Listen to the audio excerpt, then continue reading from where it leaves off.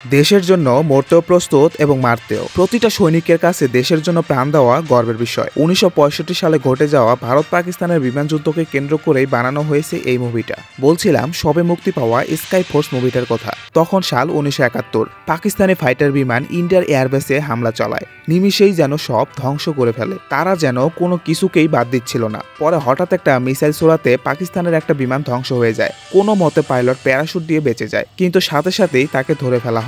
পরে group captain Omar আহুজাকে জানানো হলে সে এসে পাকিস্তানি পাইলট আহমেদ হোসেনকে জিজ্ঞাসাবাদ করে, কিন্তু সে কিছুই বলতে রাজি ছিল না। কাহিনী ফ্ল্যাশব্যাকে চলে আসে সাল ১৯৬৫। হঠাৎই পাকিস্তানিরা এয়ার বেস ক্যাম্পে আক্রমণ চালায়, আর আহুজা ছিল সেই ক্যাম্পের এয়ার ক্যাপ্টেন। আহুজা বেস ক্যাপ্টেনকে বলে, স্যার আমাদের এখনই পাল্টা জবাব দেওয়া উচিত। কিন্তু ওই ক্যাপ্টেন বলে, না, আমাদের সরকার বন্ধুত্ব চায়, লড়াই নয়। তখন আহুজা বলে, আমরা কি তবে হাত গুটিয়ে বসে থাকবো? তিনি বলেন, না, তুমি এখনই সহকারী ক্যাপ্টেনকে সঙ্গে নিয়ে পাকিস্তানি এয়ারবেস ক্যাম্পের গতিবিধি এবং কিছু ছবি তুলে নিয়ে আসো, যাতে আমরা জানতে পারি তাদের প্ল্যানটা আসলে কি। তখন আহুজা ও তার একমাত্র বন্ধু বিজয়া ওরফে ট্রেভিকে নিয়ে চলে যায় বর্ডারের কাছে। দেখতে পায় বর্ডারের কাছে অনেকগুলো ট্রেন দাঁড়ানো আছে, কিন্তু এগুলোর কোনো মুভমেন্ট নেই। এটা দুজনের কাছেই অদ্ভুত লাগে। পরে সেটা দেখার জন্য তারা বর্ডার ক্রস করে শত্রুর ক্যাম্পে ঢুকে যায়। সাথে সাথেই পাকিস্তানিরা এটা বুঝতে পেরে তাদের উপর আক্রমণ করে, আর তাদের মধ্যে বেশ ধাওয়া পাল্টা ধাওয়া চলতে থাকে। অবশেষে তারা দুজন পাক সেনাদের দমিয়ে ছবি এবং পরবর্তী মিশনের সমস্ত ডিটেলস নিয়ে ফিরে আসে।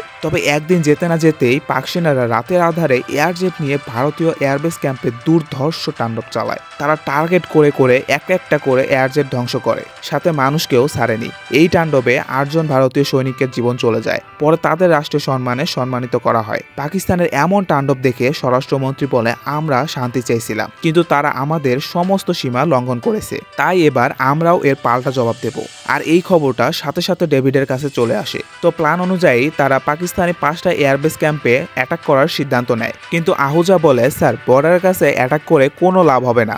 আমার মনে হয় না তারা তাদের শক্তিশালী প্লেন স্টার টাইগারকে এইসব ক্যাম্পে রেখেছে, তাই আমাদের সারগুদাতে অ্যাটাক করা উচিত, কারণ এটা তাদের মেইন বেস ক্যাম্প আর সবচাইতে সুরক্ষিত। কিন্তু ডেভিড জানায় সারগুদা অ্যাটাক করা একদমই অসম্ভব। আমাদের ফাইটার প্লেনগুলোতে অত পরিমাণ তেলও ধরবে না, সেখানে গিয়ে অ্যাটাক করে আবার ফিরে আসা অসম্ভব। কিন্তু আহুজা ডেভিডকে কোনোভাবে রাজি করাতে সক্ষম হয়। পরে আহুজা তার প্ল্যান এবং পাইলটের লিস্ট দেখালে ডেভিড কোনো একজনের নাম কেটে দেয়, মানে টেবির নাম কেটে দেওয়া হয়েছে।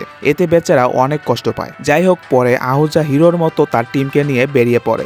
এক এক করে তারা টেক অফ করে। পাহাড়ের মধ্য দিয়ে তারা মূল গন্তব্যে পৌঁছে যায়। এদিকে সারগুদা এয়ারফোর্সের কয়েকজন প্লেন আসার উপস্থিতি টের পেয়ে যায়। তখন তারা বলে, আপনারা কারা, আপনাদের পরিচয় দিন। তখন আহুজা বলে, তোর বাপ হিন্দুস্তানি। আর শুরু হয়ে যায় অ্যাটাক। হঠাৎ অ্যাটাক করায় সারগুদা এয়ারবেস ক্যাম্পের কেউই কিছু করতে পারে না। ফলে নিমেষেই পাকিস্তানিদের বেস ক্যাম্প ধ্বংস করে দেয়। দেশে ফিরে এসে তারা অনেক আনন্দ করে, কিন্তু টেবিকে কোথাও খুঁজে পাওয়া যাচ্ছিল না। প্রায় 4 মাস পর আহুজা সহ সবাইকে বীর প্রতীক সম্মান দেওয়া হয়। এভাবে প্রায় অনেক দিন কেটে যাওয়ার পর আহুজার কাছে একটা চিঠি আসে। সেখানে লেখা ছিল, তারা যখন আহুজা অ্যাটাক করে চলে আসছিল তখনই তাদের একটা প্লেন ক্র্যাশ করে এবং পাইলটও মারা যায়। মানে সেই দিন যখন আহুজা তার টিম নিয়ে অ্যাটাকের উদ্দেশ্যে বেরিয়ে পড়ে, তখন টেবিও পিছু পিছু কারোর কোনো কথা না শুনে বেরিয়ে পড়ে। চিঠি পেয়ে আহুজা বুঝে যায় টেবি আর বেঁচে নেই। এ কথা সে হাই কমিশন অফিসে জানালে সরকার টেবির ফ্যামিলির হাতে মহাবীর প্রতীকের সম্মান তুলে দেয়। আর এই মুভিটা এখানেই শেষ হয়ে যায়। এই মুভিটা আমার দেখা বেস্ট মুভি ছিল। তোমাদের সবার কেমন লেগেছে অবশ্যই জানিও।